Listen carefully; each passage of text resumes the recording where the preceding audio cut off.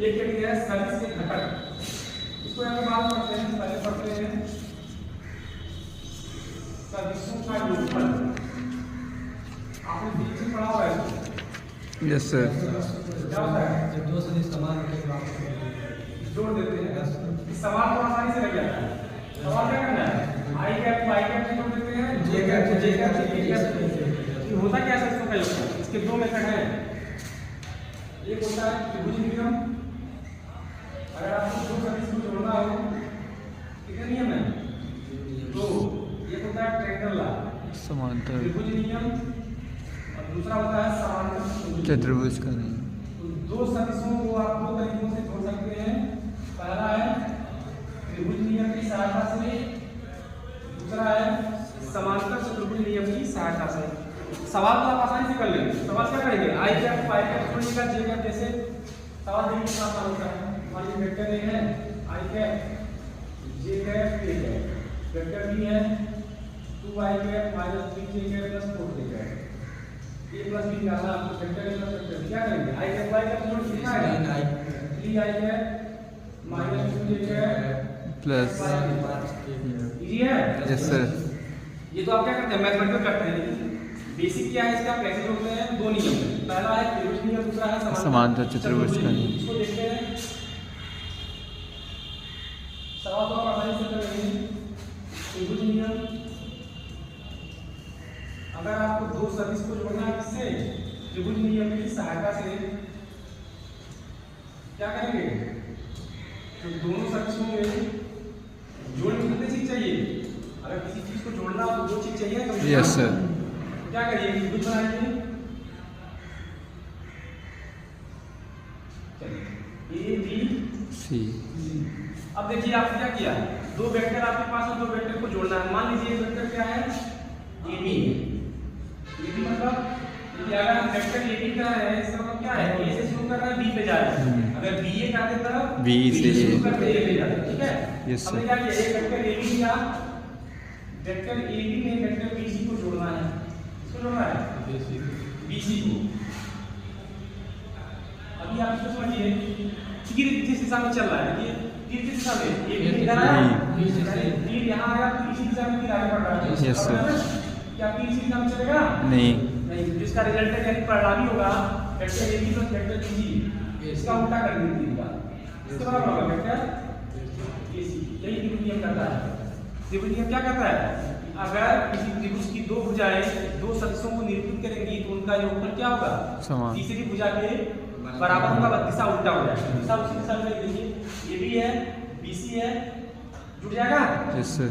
अब आप बताइए क्या ये और ये जुड़ेगा, तो कहीं बी सी और ए सी जुड़ेगी, नहीं।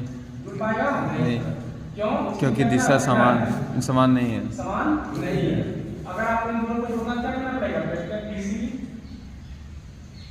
को माइनस कर देना पड़ेगा।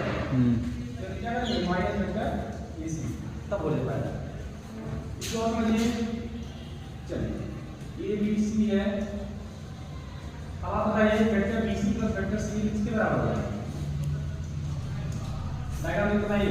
Sir B A vector B C plus vector C A, लेकिन दिशा बदल गया, वेक्टर ए वेक्टर इस दिशा का उल्टा ए बी के यहाँ का उल्टा दिशा का वेक्टर ए बी के बी ए होगा, वही बी ए। क्या होगा, जोड़ने का तरीका समझ आ गया। Yes sir.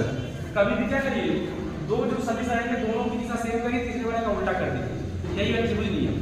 समझ आ गया। Yes sir. एक चीज और जानिए त्रिभुज नियम में, चलिए अगर इसको आपको सिद्ध ही करना हो, इसका प्रूफ दे दो छोटा सा है, ये सब आता नहीं एग्जाम में, सब बता दे रहे हैं आपको। ए बी सी, अब आप बताइए अगर आप वेक्टर ए से, वेक्टर होता क्या है, प्रारंभिक बिंदु से अंतिम बिंदु का विस्थापन। अब आप मानिए वेक्टर ए से चले, यहाँ चलते चलते चलते फिर यही आ गए, विस्थापन कितना होगा, सर शून्य होगा। शून्य होगा। अगर आप कोई कहे कि वेक्टर ए से चले वेक्टर ए पे पहुंचे, कितना है इसका मान, 0 वेक्टर होगा, होगा ना। अब इसी वेक्टर ए को इस दिशा से आप आए, भाग टूटेगा, A B B C C A हो जाएगा। Yes sir. Vector A B plus vector B C plus vector C A बराबर 0 हो जाएगा। Yes sir. इसको ट्रांसफर कर लीजिए, ए बी प्लस BC बराबर माइनस वेक्टर CA। अब ऋणात्मक सदिश मैंने आपको बताया था, ऋणात्मक सदिश क्या होता है, उल्टा कर दीजिए।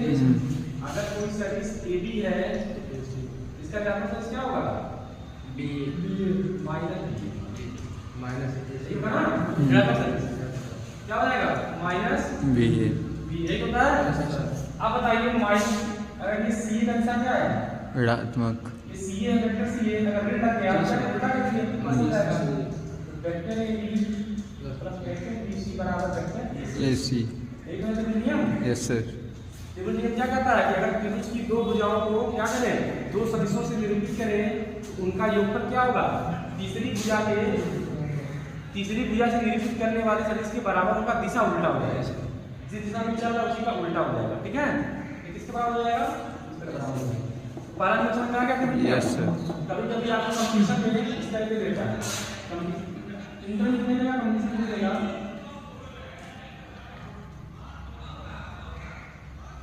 इसका मान पूछेगा, कुछ इसका मान दिया रहेगा, कुछ भी दिया रहेगा, ये इसका दिया रहेगा, इसका मान पूछेगा, ये त्रिभुज नियम से लगा दिया। ठीक है, अगला है चतुर्भुज नियम। चतुर्भुज का समांतर चतुर्भुज नियम, ये भी आसानी है, समझ लीजिए। पहले के सिलेबस में इंटर में इसमें ये सब था, त्रिभुज नियम था, समांतर चतुर्भुज नियम था, लागी त्रिभुज था, सब हट गया, बता दिया।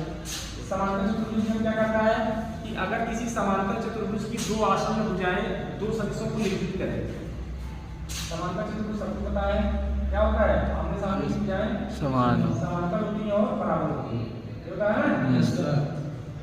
क्या कह रहा है कि अगर किसी समांतर चतुर्भुज की दो आसन्न भुजाएं, आसन्न मतलब सटी हुई, यानी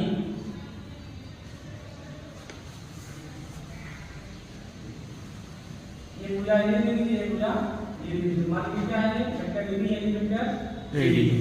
अगर किसी समांतर चतुर्भुज की दो आसन्न भुजाएं दो सदिशों को निरूपित करें, यानी वेक्टर, अब आपको मान किसका निकालना है, vector AB plus vector AD, जो इसका मान होगा वो इस विकर्ण के मान के बराबर होगा, तो ये विकर्ण सदिश निरूपित करेगा। कौन सा सदिश निरूपित कर रहा है, वेक्टर AC।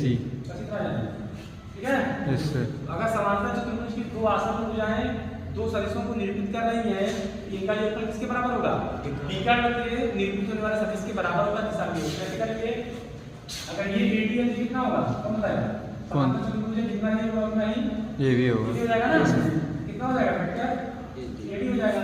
अब देखिए ध्यान से,